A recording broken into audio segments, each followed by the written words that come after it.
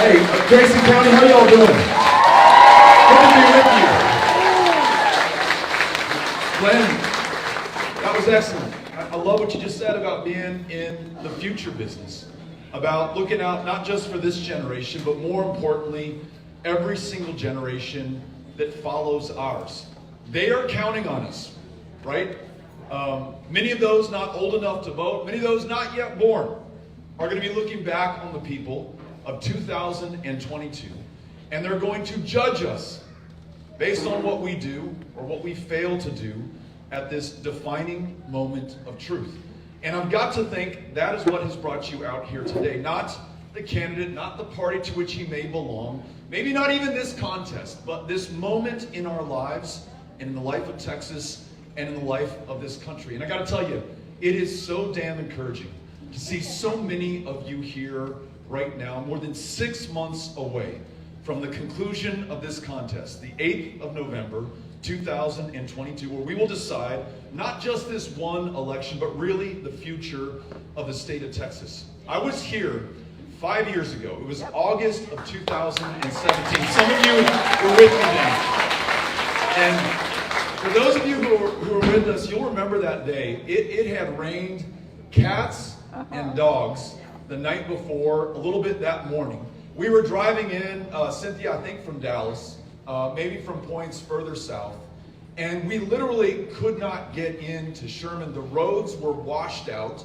Google Maps was still 5 years back in its infancy, so it wasn't quite navigating us the right way. I'm from far west Texas, the Chihuahuan Desert, the Franklin Mountains. We're not used to this stuff that you call rain and precipitation, so we didn't know how to get our way around that. But finally we figured it out, and we came to the courthouse where you all hosted us, and we walked into a room that had this kind of energy there, and I kid you not, the sun just broke through the clouds right at that moment. It was shining in through the courthouse windows, and it really made me feel like I was in the right place at the right time with the right people. And that's how we feel today. Thank you for welcoming us in this way. This feels really good. I also want to share with you, just on a personal note, this is just a great day for the O'Rourke family. My wife, Amy, sent me a picture. She dropped our daughter, Molly. She's 13 years old. She's in the 8th grade at one of our great public schools in El Paso, Texas. And with 3 of her friends, 3 of her classmates, they won the local competition for National History Day. They worked together collaboratively on a project to try to describe some of our country and our state's history. And they competed against other really bright kids in El Paso, Texas, and they won the area competition. And Amy, my wife, was dropping Molly off at Bowie High School, where she was about to board a bus that would take her to Austin, Texas, an 8-hour drive, maybe 10 hours when you're on a bus, to the statewide competition. And the picture that Amy beamed back to me, that I received when I got back from my run in Dallas just a little while ago, the smile on Molly's face is unlike anything that I've ever seen from her before. It is a smile that describes her sense of accomplishment, her sense of purpose, the function that she has as a 13-year-old with these other young girls doing something that they are proud of. They know their parents are so proud of. They're going to make their community proud when they go to this competition. And for a second, I wanted to be proud and say, look what we did. And certainly we had some bearing in Molly's upbringing, right, as her parents. Amy more so than I, for sure. But where the credit is really due is those classroom teachers, yes, in the 8th grade, but in the 7th grade, in the 6th grade, going all the way back to her kindergarten class. Those teachers who believed in Molly and helped Molly believe in herself, what she could accomplish, what she could do, stoking that curiosity about our history that led to this accomplishment, unlocking a lifelong love of learning. Once unleashed, there is no stopping that, and there is no stopping her. And I think about those teachers who do this incredibly important work, not just for our kids right now, and those of us who have kids in public schools, we can attest to this. But even if your kids have aged out of schools, even if you don't have kids, even if you're only worried now about your grandkids or your great-grandkids, to the point that Glenn just made. When anyone's kids are doing well in public schools, all of us do well as a result. And it is only through those classroom educators and counselors and school librarians and speech-language pathologists and the nurses and the truck drivers and the cafeteria workers and the school bus drivers who are able to make that happen in this state. And you think about the fact that right here in Grayson County, on average, a school teacher here is underpaid by $8,000 a year against her counterparts nationally. I'm not sure what's going on in Fannin County, but in Fannin County, it's $15,000 less than the national average. Good luck trying to keep a teacher on the payroll in these communities where we so underpay them. And listen, they never got into this for the money or the fame or the glory, but if we force them to work a second, sometimes a third job just to make ends meet, when the governor is dictating what version of history they can share with the kids in that classroom, when he asks them to report the parents of transgender kids for child abuse. These kids that this teacher is already the lifeline for, kids who've survived 2 years of the deadliest pandemic, a pandemic that may have claimed the lives of one or more of their grandparents, a pandemic that caused a recession that might have forced their parents out of work. They may no longer live in the same home that they had 2 or 3 years ago. Those kids have experienced some outsized trauma that most of us adults can only begin to imagine. That teacher, in addition to reading and writing and arithmetic, is literally keeping that kid alive right now. And I want to make sure that in addition to giving those teachers and educators our thanks and our gratitude, we turn that into action. That we make sure that we pay them a true living wage, every penny of what they're worth working that second or third job. That we respect them, we treat them as the professionals that they are, and we listen to them when they give us guidance based on their experience and expertise. Guidance like, hey folks, we should cancel the STAR test this year because we don't need any more high stakes or high pressure in the lives of these kids. After 2 years of learning loss, you in no way will effectively measure the performance of that child or her potential or the energy and exertion on behalf of that teacher to connect with that kiddo right now. Tell me you have not heard this of school teachers who, though grossly underpaid in this state and in this community, who encounter a kid who is on free and reduced breakfast and lunch, and that teacher knows that that little kid will not have a dinner to go home to, and out of her own pocket will pay to make sure that they have a warm meal, some calories to burn in the belly so they can crunch through the homework that's been assigned the next day. Teachers who told me that despite their low salaries, when the same child shows up in the same dirty pair of jeans, the same t-shirt, and hangs his head a little bit lower because he's ashamed of himself and how he compares to other kids, she will, out of her own pocket, buy him a new set of clothes so that he can proudly learn right alongside every other kid in that classroom. I think about those teachers and what we owe them right now, given what they have produced for us, and I also think about those teachers who preceded them in the classroom. Since 2004 in the state of Texas, there has not been a cost of living adjustment for retired teachers. And it is not as though the cost of living in Texas has stayed the same since 2004. Inflation in this state was over 8.6% just over the course of this last year. So medicine is more expensive. Gasoline at the pump, more expensive. What we buy in the grocery store or at the convenience store or at the hardware shop, all of that more expensive for those retired teachers and all of us, by the way, as a result of what's going on in this state. And those teachers have not had any help since then. Hear me right now and tell me if you're with me. When we win this election in November, we're going to make sure that there's a cost of living adjustment every year for every retired teacher in the state of Texas. How can we expect the next generation of educators to enter the profession if they see how the previous generations are being treated by this state right now? We've got to fix this, even if only for our own self-interest. But we have to do more than that. We have to address that inflation that these retired teachers are struggling through right now. And listen, Vladimir Putin and his invasion of Ukraine, certainly that has something to do with inflation. There may be things that we've done at the national level that have exacerbated inflation. I'll grant you that. But let me talk about Texas right now, because this race, this election, our decision is about Texas. We have the future of this state in our hands. And what we do with that will define us forever going forward. So on this issue of inflation, let me tell you some of the key drivers right now. And they all come down to the same person.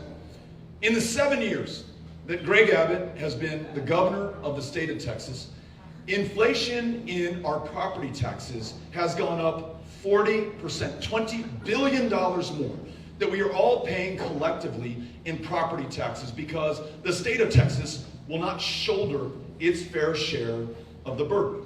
Because of Greg Abbott, who could not keep the lights on when the temperature dropped in a storm last year and the power grid failed in the energy capital of the world.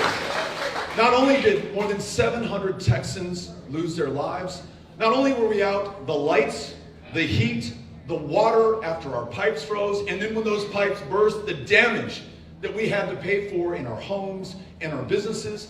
But this guy allowed the energy CEOs to take $11 billion in profit. He literally gave them the green light to charge 200 times the going rate of fuel that we needed to power the generators that spin off the electricity that we depend on. There are utilities across Texas that are struggling with billions of dollars in debt that they took on. Some of them have declared bankruptcy, and all of us, all of you, are on the hook for the bill. That means your average utility bill in the state of Texas, because of Greg Abbott's failure, has gone up $50 a month every single month going forward, not just for this year, not just for next year, but for the next 20 years. So property tax inflation, utility bill inflation, and then this stunt last week and the week before where he shut down the U.S.-Mexico border for the trade that comes into our communities,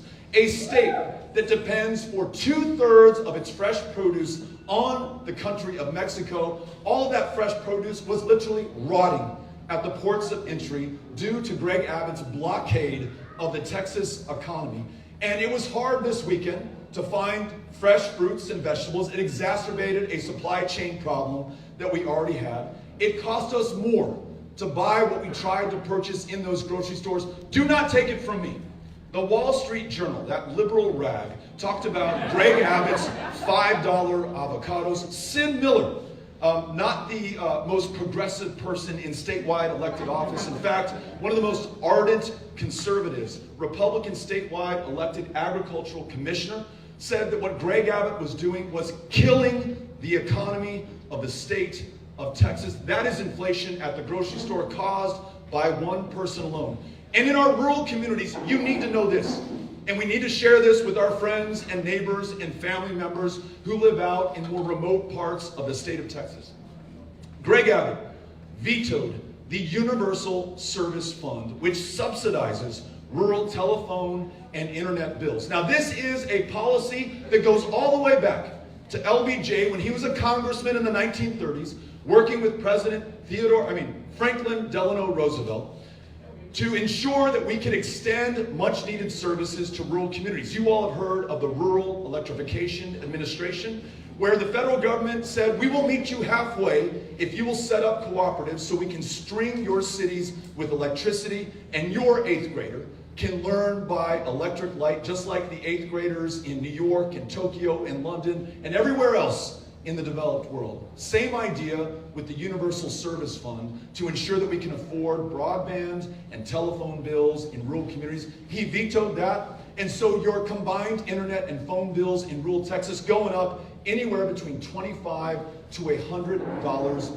a month. Folks, this is real money, and it is hurting the real Texans that we care about. It's hurting them in big cities. It's hurting them especially in small towns and in rural Texas. And the only way we are going to change this, The only way we are going to end this inflation is by defeating Greg Abbott on November 8th, and I need your help to do it. And we're going to do it together.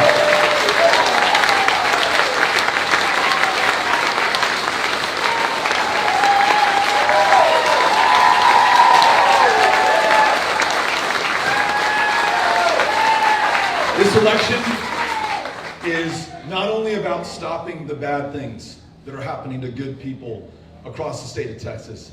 It's also about the big things that we can do together when we get past our differences, the divisions that have been sowed by those who are in the highest positions of power today, and get back to our common basic Texas values.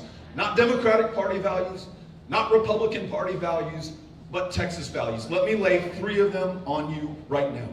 First, and most important, I want to make sure that the best jobs found anywhere in America are created right here in the state of Texas. I want those jobs to pay a living wage. I want those jobs to allow you to take time to be with your family, to raise a kid, to take care of a sick parent, to take care of yourself when you need it without fear of being fired or losing out on a paycheck.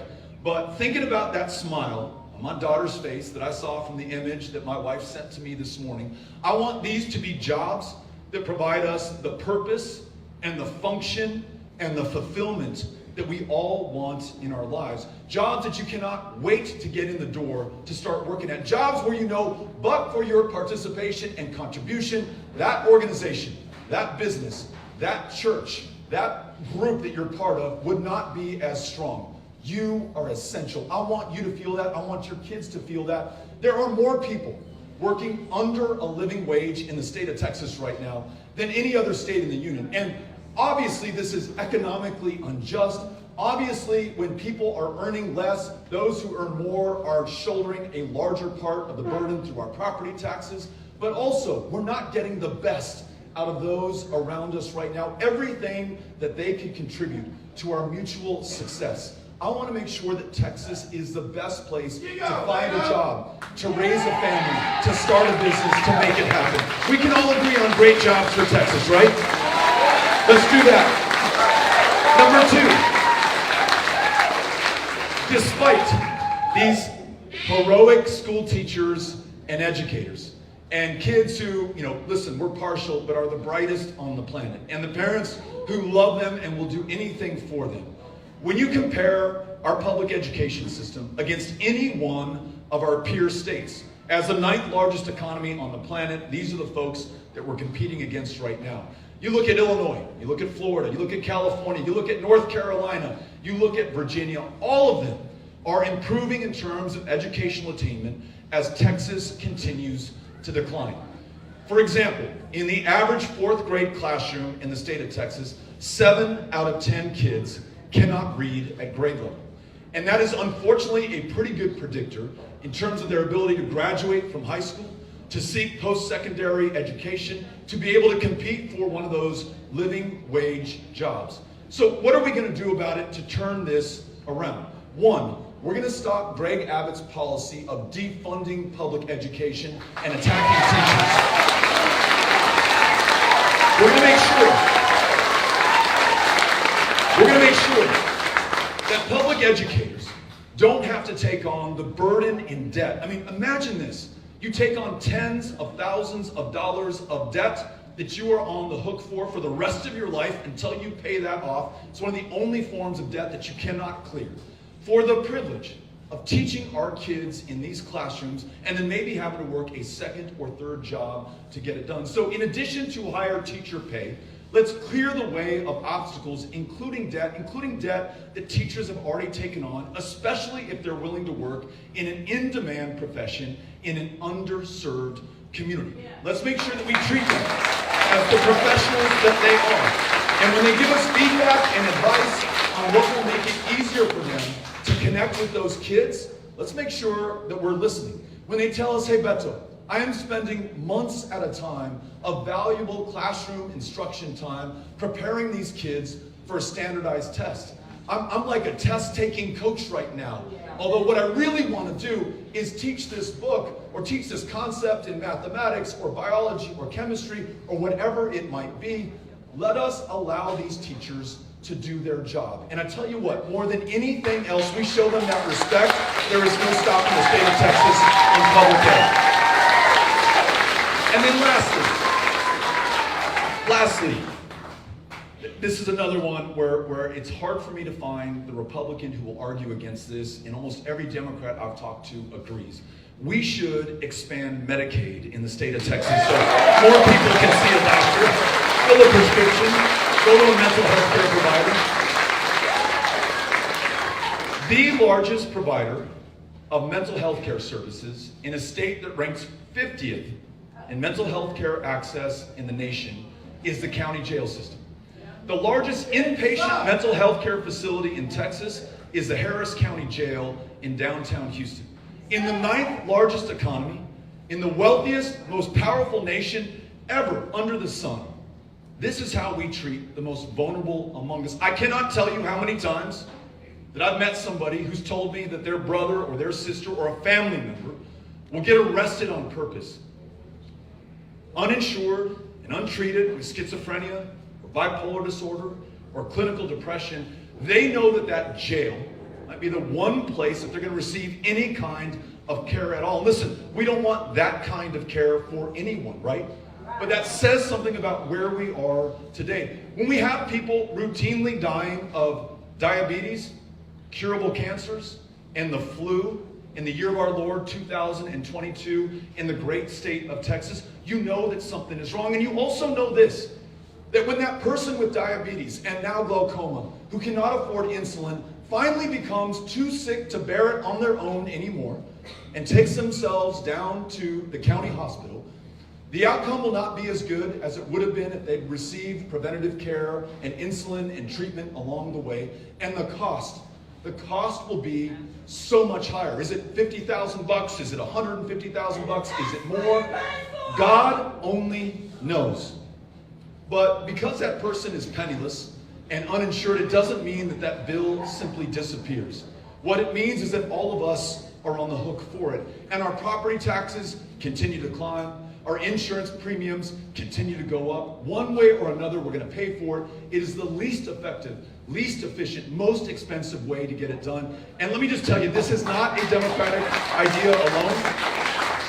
The governors of Louisiana, Arkansas, Oklahoma, New Mexico, our 4 border states, 3 of those governors, Republicans at the time, signed Medicaid expansion into law because 90 cents on the dollar is paid for by the federal government, which, remember, is you and me. We pay our federal income taxes into D.C. That could come back to us $10 billion a year to ensure that we connect people with care. Let us get that done. Expand Medicaid in the state of Texas.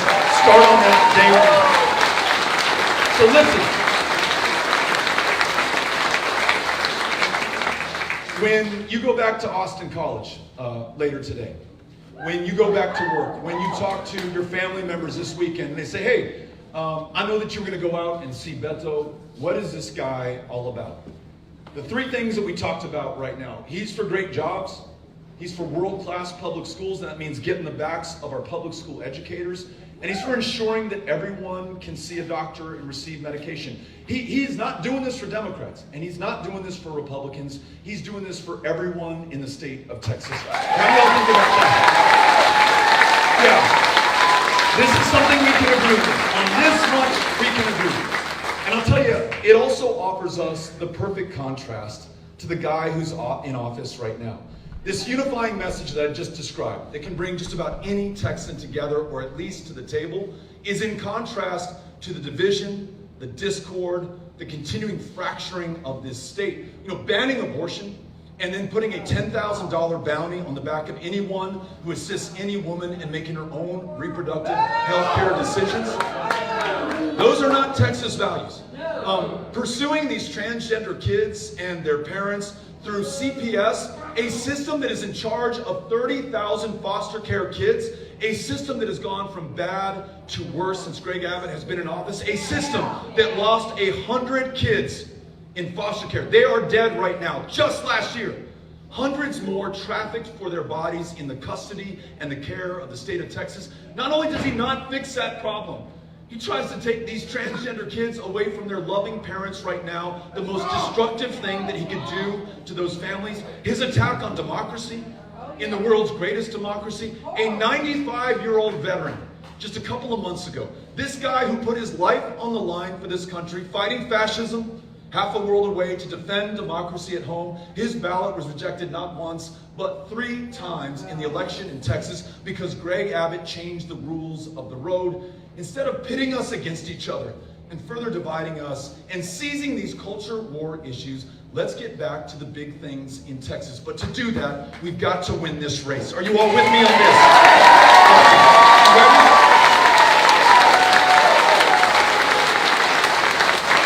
So, let me, because we have an historian in the house, let me read you some historical numbers. This is where I bring this to a close, and then we're going to turn the microphone over to you. In 2018, okay, so this is a little more than a month when we came to the Grayson County Courthouse, we had an election for United States Senate. We had the largest voter turnout in the state of Texas since 1970. Young people led the way. Their increase was up over 504% in that election. So, go Austin College.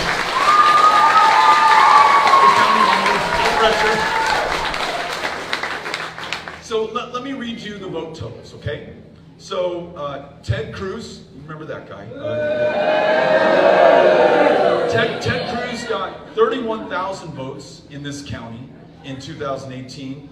We got 11,000 votes in this county in 2018, okay? Not bad, but we want to do better. So let me describe to you the path to victory, just here in one of the great 254 counties of Texas. In 2020, arguably the most important presidential election of our lifetimes, in Grayson County, 24,000 people who were eligible to vote did not cast a ballot. Now, remember that we got 11,000 votes in 2018. There were 24,000 more people in 2020 who could have participated in that election and did not. And then since 2020, in Grayson County, 7,000 more people have been added to the rolls, primarily young people who've just aged into eligibility and new citizens. So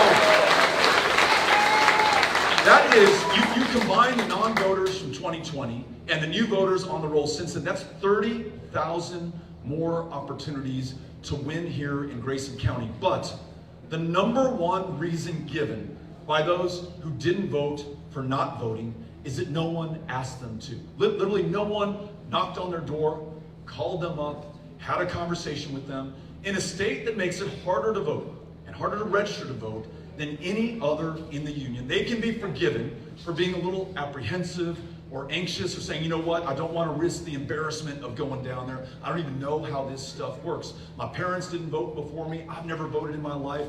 I wonder what difference it will make at the end of the day. If you are willing to be one of our volunteers and to knock on their door, I guarantee you we will have a much better chance of converting them from a non-voter into a voter. And when they show up to the polls, they will vote with us in this election and we can win. But the only way we're going to do this is with you, right? This is going to take everyone here deciding what they are willing to do, deciding how you want to feel on the night of November 8th. Do you want to feel like you have done everything within your power and your capacity to bring Texas onto the right track? Or do you want to be a participant, or do you want to be a bystander on the sidelines watching other people do the work? If you want in, I want you on this team. The quickest way to join us is by texting Texas to 20377. Texas to 20377. If you will do that, immediately you will get a link back from us that will sign you up, and just eyes wide open on this, and I want to make sure that you understand what I'm asking of you. We are going to put you to work. We're going to connect you with a canvas to go knock on doors, or a phone bank to call those voters who will decide the outcome of this thing. Last thing that I need, and this is important, all those volunteers who just signed up by texting Texas to 20377, they need someone who will lead them in the canvas. Someone who says, hey, you can meet at my house, or the park across the street, or the coffee shop, or the grocery store, or 903 Brewers. We're going to have a beer, and then we're going to go out and talk to people.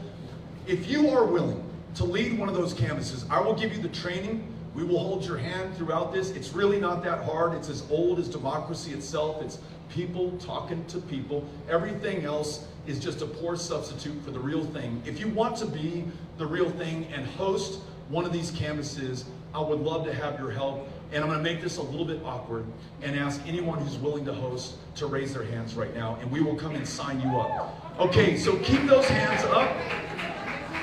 All right, and I've got volunteers who are going out to meet you. If you raise those hands high, we've got at least 1, 2, 3, 4, 5, 6, 7 hosts back here in the back.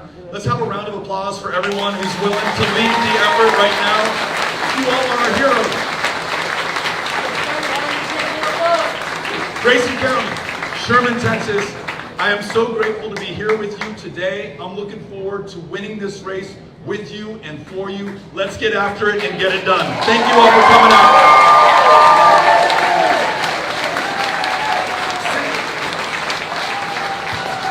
Cynthia Cano right here has got a microphone. If you have a question, a comment, a suggestion, or an idea, we want to hear from you right now. And as Cynthia is bringing it to our first participant, we want to thank 903 Brewers again. They've shown us extraordinary hospitality.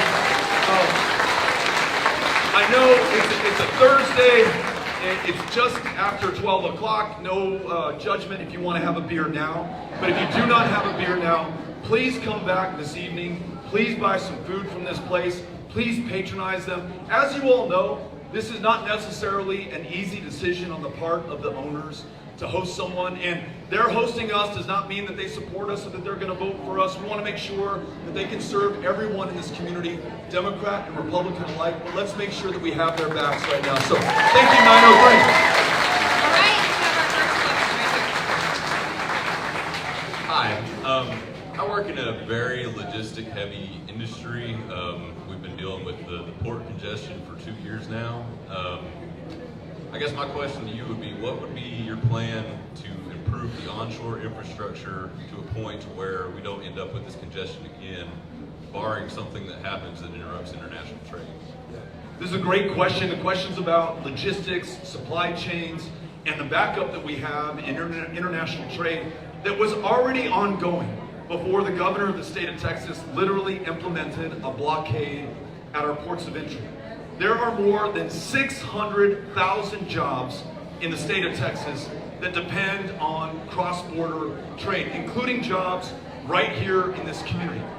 Routinely now in Texas, we manufacture with Mexico, so we're waiting on inputs from other parts of the world to come in here to make sure that folks in Sherman, Texas can be able to do their jobs. As governor, I'm going to realize, we've got a lot of people talking back here.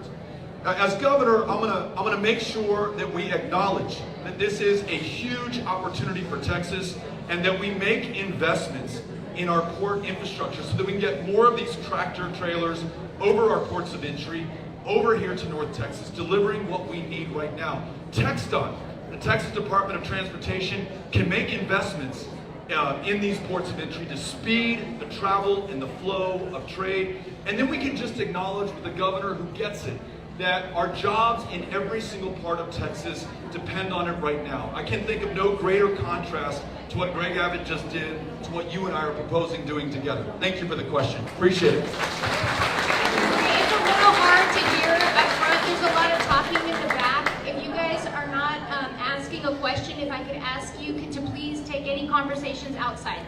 Yeah, Thank really you. appreciate it. Just want to make sure everyone can hear everybody.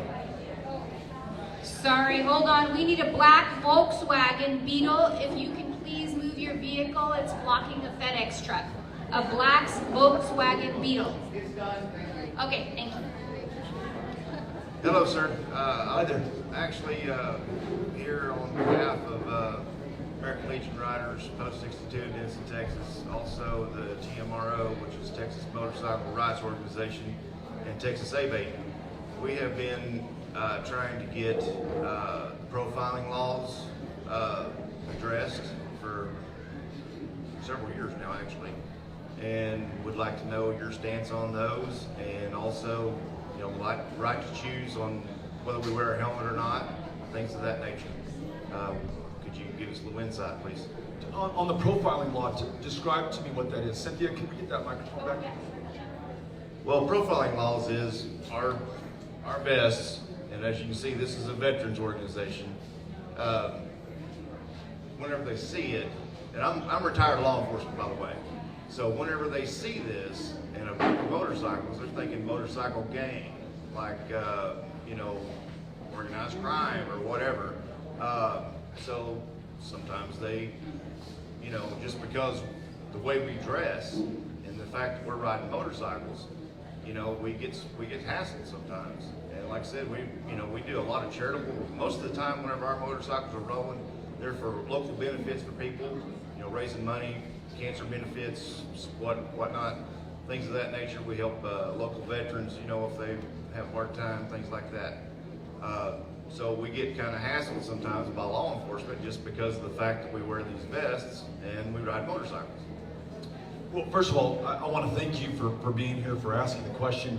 You mentioned that you're both a veteran of public service in law enforcement and then a veteran in military service to this country. And so grateful to you on both counts, as I think everyone here is. Especially because of that, I want to make sure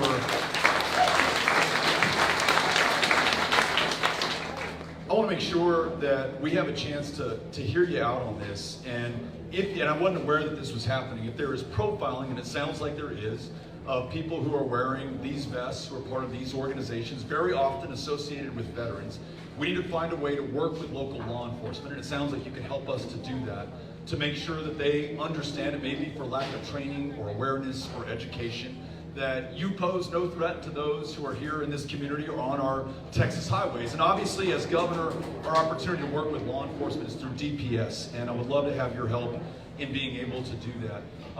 In terms of helmets, and let me just say this maybe more broadly on any issue related to public health.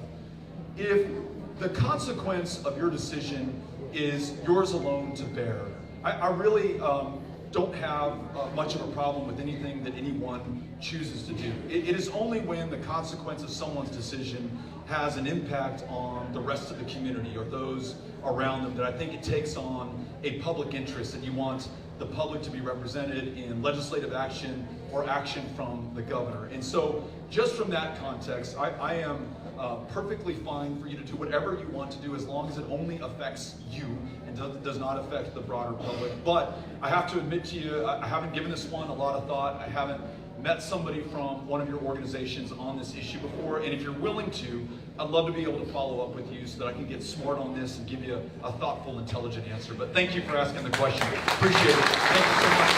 And Cynthia, we can make sure that we connect that. And just as a reminder, everybody in the back, and I'm so sorry, there's like an echo, and so all the conversations in the back, you can hear them in the front. Thank you so much. Hi, my name is Regina Yahweh. I've been in the healthcare field for 29 years because I have a daughter that will be turning 30 this June. I will ask you some questions, and some of them you might not have the answers at this time, but you probably will put it in your goals. You're running for governorship.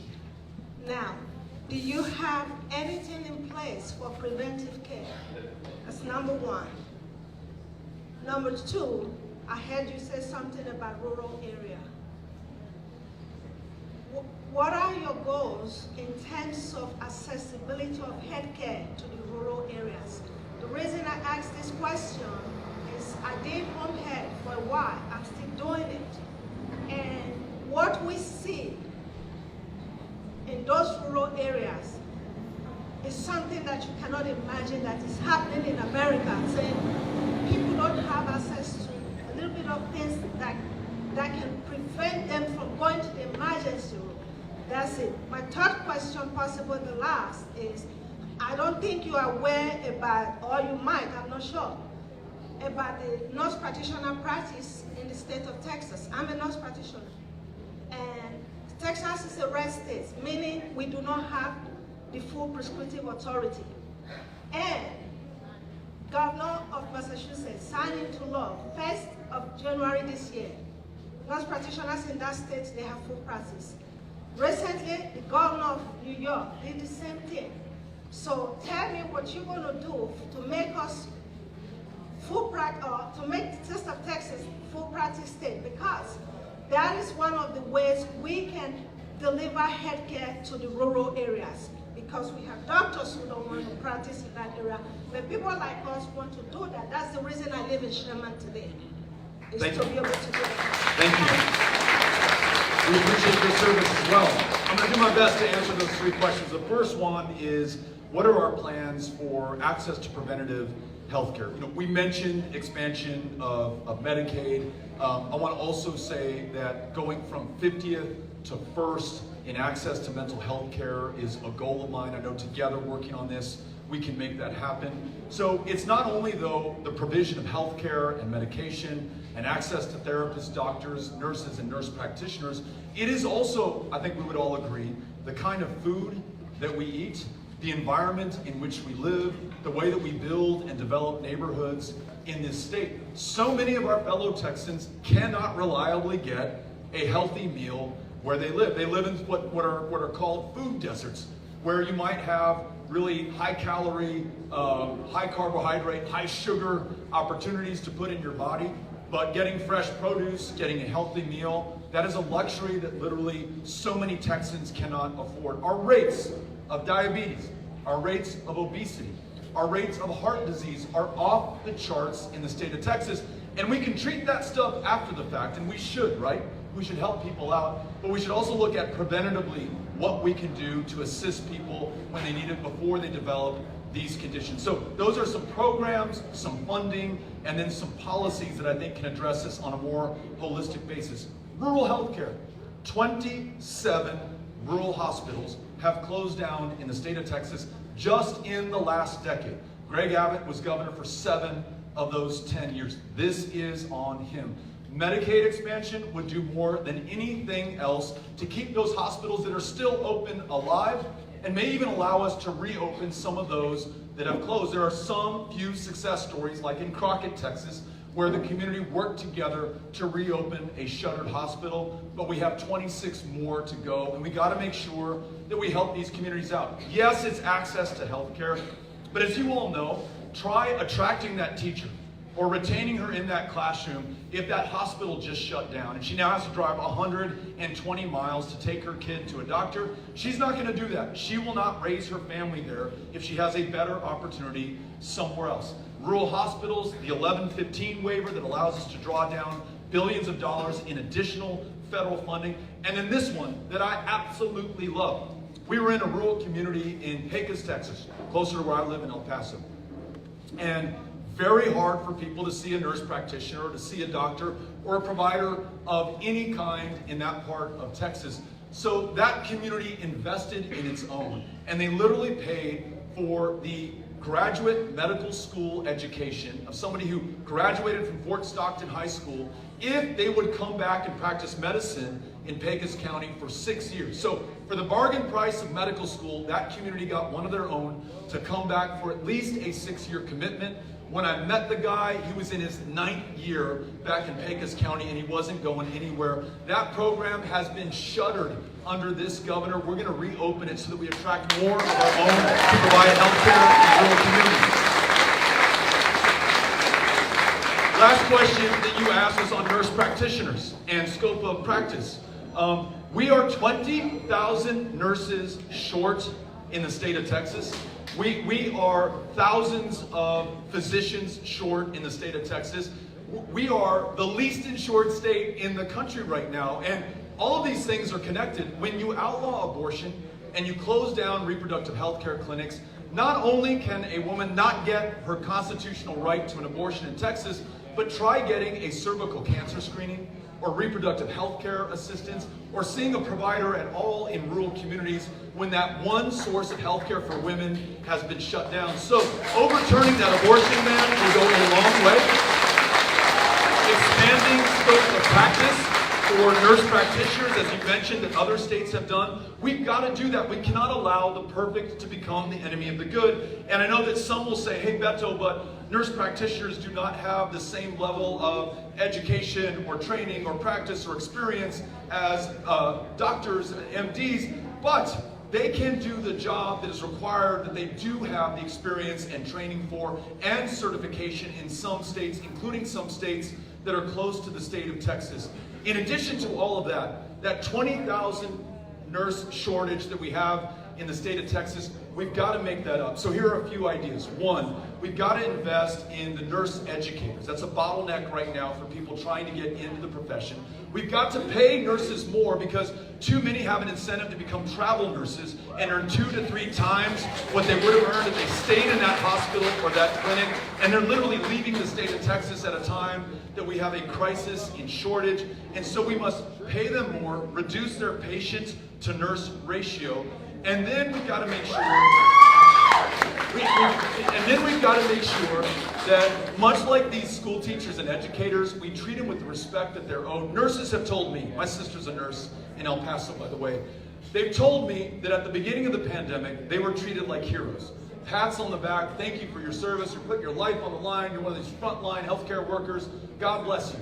2 years into this thing, one of the nurses said, I feel like a zero now, no longer a hero. I bear the brunt of the frustration that people have because we have so few nurses and it takes so long to see people. I might have somebody in the waiting room at an ER for 9 hours. I may leave my shift with someone in that waiting room, start the next shift the next day, and they're in the same damn place, and they're mad at me, Beto, but I had nothing to do with it, and that only exacerbates the problem. That nurse now wants to leave that institution to go become a travel nurse or enter another profession. So hiring more nurses, also paying down their medical school or their nursing education debt, ensuring that they don't have to take on debt in the first place to get that education. These are all things that are going to allow us to hire and keep more of these nurses, expand their practice, and deliver better care for our communities, especially our rural communities. Thank you for asking the questions. Appreciate it. Okay, we have time for 3 more questions. Thank you for coming out here, first of all. And this past summer, I traveled to Beaumont to stand on the picket line with hundreds of workers who had been locked out of Exxon, demanding safer working conditions and better wages.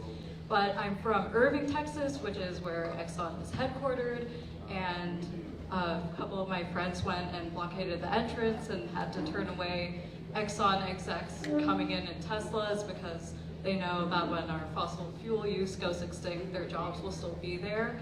What are you going to do to ensure a just transition so that my friends in Beaumont can move to cleaner jobs that'll be better for all Texans and have the same job safety, security, and livable wages that their bosses in Irving do?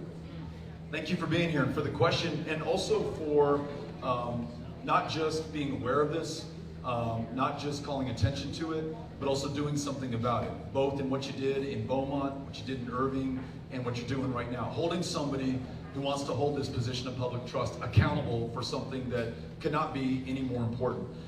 First thing I want to tell you is that, like you, we joined those workers who've been shut out of the plant on the line in Beaumont a couple of times, went to the food pantry that they are literally living out of right now. These are folks who might be the 3rd generation at this refinery. It's been there, I think, 100 years in Beaumont, Texas. They are making extraordinary profits for ExxonMobil, and they didn't strike, they were locked out. They were pushed out of this plant that they had been kept going for their entire lives. They're now taking on 2nd and 3rd jobs, and they're dependent on philanthropy and kindness from complete strangers to get by. So thank you for being part of that and acknowledging that and making sure that we stand up for people who do this important work. I am so proud of those women and men that I've met, not just for having the courage of their convictions, and not just for standing up for themselves, but also for their colleagues and their future colleagues who are coming in, because that's why they did this.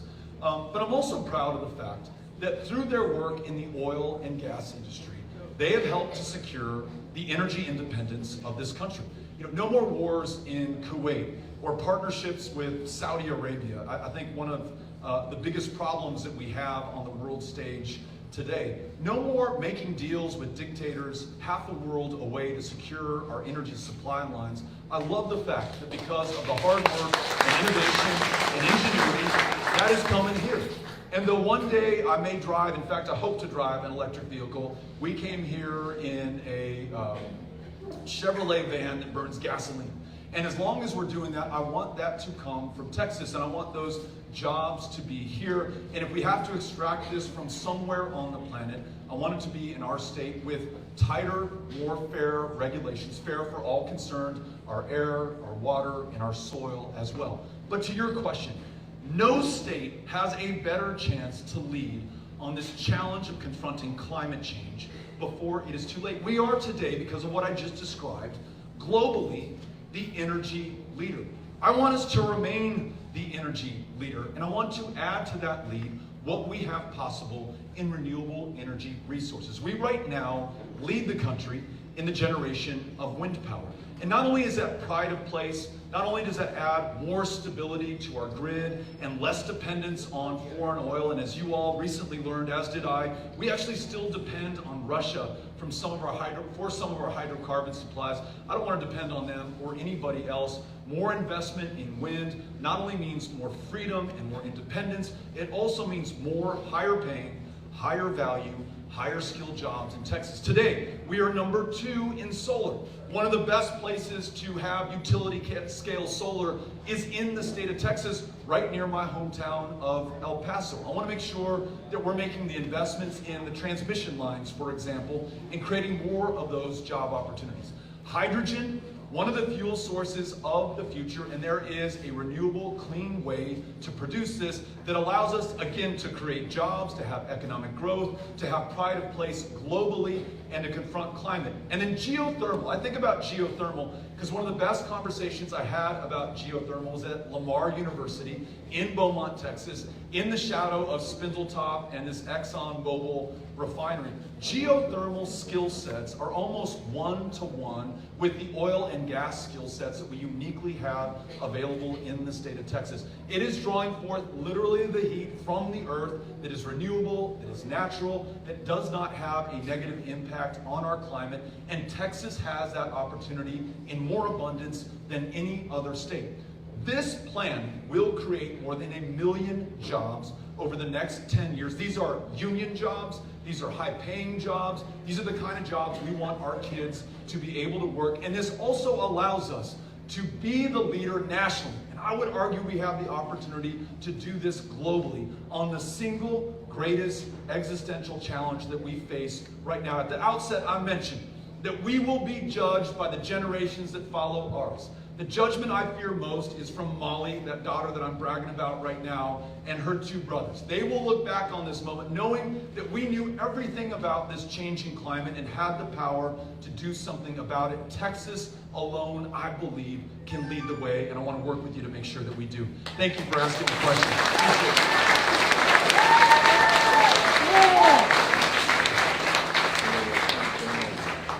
So, hi. So you mentioned a 40% tax hike in property taxes over the last 7 years. In your speeches, you mentioned legalization of gambling and marijuana.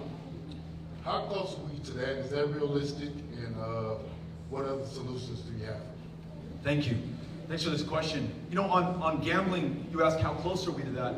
I think we're like 35 miles from that, right? Texans gamble right now. They just leave their money in Oklahoma. So I think it makes a lot of sense for us to think about the fact that we have an extraordinary opportunity to deliver a service or a form of entertainment that many Texans already enjoy in other states, and to keep that revenue here in the state of Texas, and that tax revenue measured in the billions of dollars annually coming into the state coffers. I'll give you an example of an injustice that we could correct with this money. The state used to spend about 50% of the cost of public education. Over the last couple of decades, it has slid down to 40%. So the 60% that you all are paying is the primary driver of the inflation in your property taxes. A new revenue source in a state that desperately needs one, like casino gambling, or maybe sports betting, which is being considered in Oklahoma as well right now, could provide that. Another one the gentleman mentioned is marijuana. Right now, as you all know, all right. As you all know, we still in Texas lock up people for possession of a substance that is legal in almost every other state in the union. We spend $500 million a year putting people behind bars, and though Texans of all races and ethnicities use marijuana at roughly the same rate, disproportionately, it is black and brown Texans who are stopped, who are frisked, who are incarcerated, who upon release have to check a box saying that they have that conviction.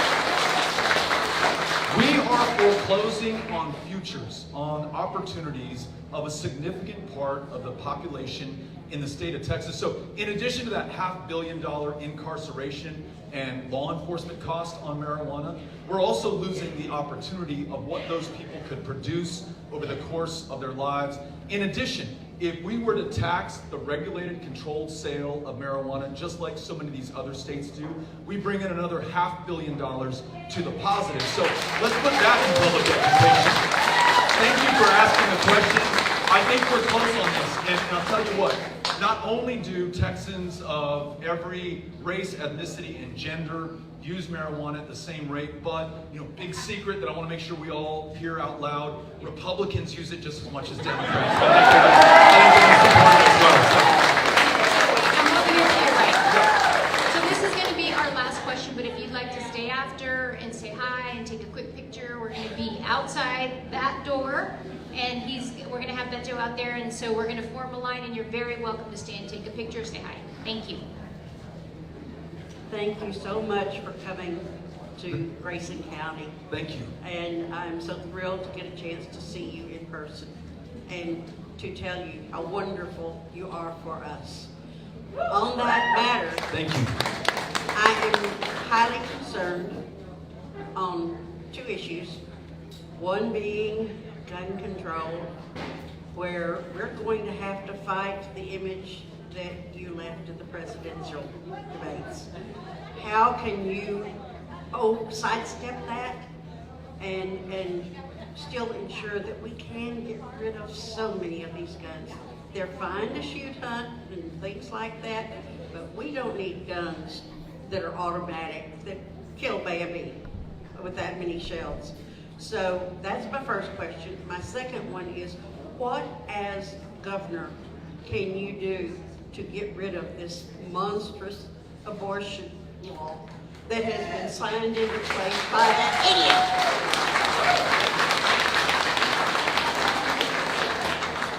idiot? Two nice softball questions to end the town hall. I love that. Thank you for being here and for the kind words and for asking two questions that are on the minds of a lot of people, not just here in Sherman County, but Grayson County, but across the state of Texas. On the issue of guns, to say out loud what you're referring to, I do not think that any civilian should own an AR-15 or an AK-47.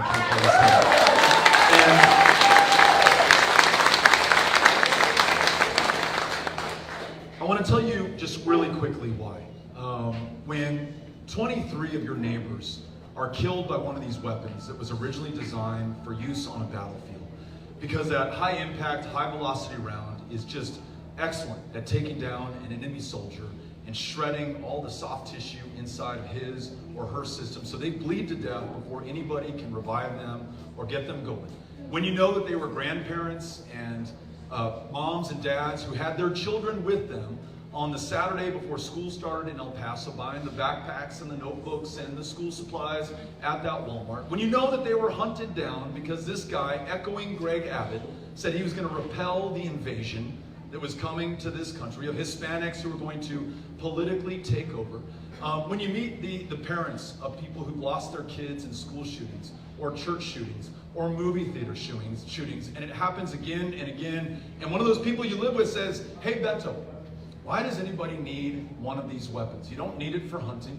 You don't need it for self-defense. There's really no use other than to kill human beings." It was really hard not to give her a straight answer. And so I want to make sure I give you that same straight answer and explain to you why I feel this way. But I want to say this. There are people who are here with us right now in this room who own AR-15s and AK-47s. They own them responsibly. They may have used a variation of that weapon when they served this country with distinction and honor in Vietnam. They keep that weapon locked up so their kids or grandkids cannot get their hands on it. They may take it out to their ranch and shoot at feral hogs. which someone has told me if you need an AR-15 to take one of them down, you are a worse shot than I thought you were to begin with. But whatever the case may be, I want to acknowledge that we can see this differently and still come to some common ground on protecting the Second Amendment and making it safer to live in the state of Texas. Here are just a few ideas. One, universal background checks, which we do not have in the state of Texas, which save a lot of lives. Unfortunately, right after the El Paso shooting in 2019, there was an awful shooting in Midland and Odessa that took the lives of 8 of our fellow Texans. The person who killed those people with an AR-15 tried to buy it from a federally licensed gun dealer, and because there's a background check there, he was unable to purchase the weapon because he just didn't clear the background. But because we do not have universal backgrounds, he could buy that from a private seller out of the trunk of their car and take it and go out and mow down people, maybe seemingly at random, in his own community. Universal background checks protect our Second Amendment right to own that firearm, but they make sure that they protect all of us as well. Second idea, I learned this from one of the moms at Santa Fe High School who lost her daughter in that school shooting. She said, listen, if we had safe storage laws that require you to keep your guns locked up or away from your kids, we could have prevented that shooting that took the life of my daughter. It was one of her classmates who ended up killing her. Safe storage, I've met gun owners, non-gun owners, Republicans, Independents, Democrats. That makes so much common sense because so many responsible gun owners do that already. It's just the very small minority who do not, who unfortunately see their kids finding that gun, turning it on themselves, turning it on a brother and sister, turning it on a friend at school, accidentally or intentionally.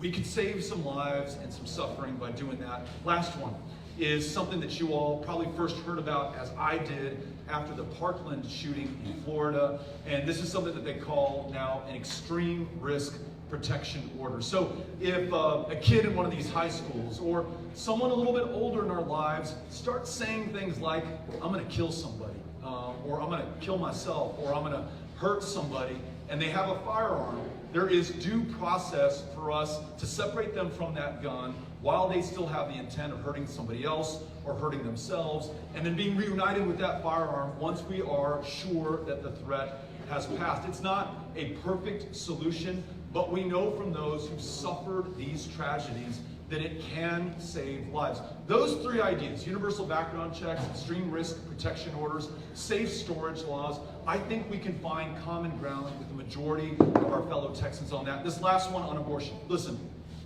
I'm going to do everything I can as governor to make sure that everyone in this state, every woman especially, makes their own decisions about their own bodies, their own future, and their own health care. And I'm going to listen to and work with everyone, including and especially Republicans, on this issue. And I'm going to say, listen, we may not see eye to eye on every aspect of reproductive health care, but I just want you to know, probably unintentionally from what you did, we are now having an epidemic in maternal mortality in the state of Texas. We closed down these reproductive health care clinics. It's really hard for women to get health care. It's especially hard for women of color who are losing at 3 times the rate as white women. I would say this legislature, you probably did not intend that, nor did you want us to be the leader nationally in teen pregnancy, which we are today as we close down reproductive health care. We're also now the leader in repeat teen pregnancy nationwide. These are the consequences of these policies. Can we talk about what it would take to reopen reproductive health care access in the state of Texas and get back to a tradition where, again, we find enough common ground between us to save lives, to improve outcomes, and respect every woman's constitutional right? I will do my best to make that argument and bring people to the table and get it done. Thank you for the question. Thank you all for coming out. Wonderful to be with you. Thank you, Grace in Texas.